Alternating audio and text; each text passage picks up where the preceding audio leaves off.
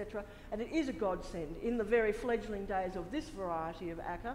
And Acker is about 30 years old now, but in this variety of it, that in our first year was the thing that got us over the hump. You know, from there on in, it's actually been incredibly interesting just how well we've been able to generate the excitement and interest from the patron groups, etc.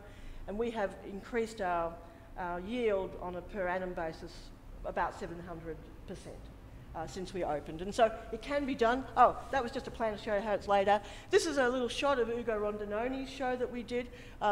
When Ugo came, he particularly wanted to do a special project with us for the space because he loved it so much.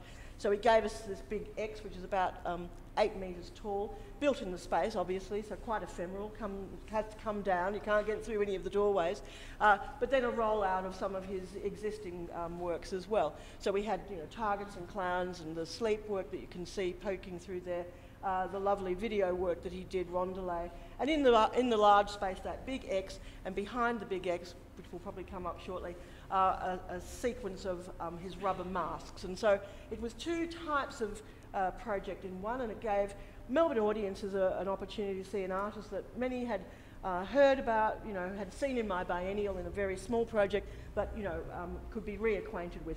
One of the things I think is very important, for me anyway, as a curator, is to continuously work with people that I've worked with before. Not to simply abandon them like that's it, but to develop a relationship with them. And so Ugo was in my biennial, and then, you know, several years later, he's in Acker. The first Australian artist to do work in the space was Susan Norrie, and this was a massive projection, about 45 feet high at the end, very demonstrative. It really, I think, was a great favour that she did for most Australian artists because it tamed the space instantly. It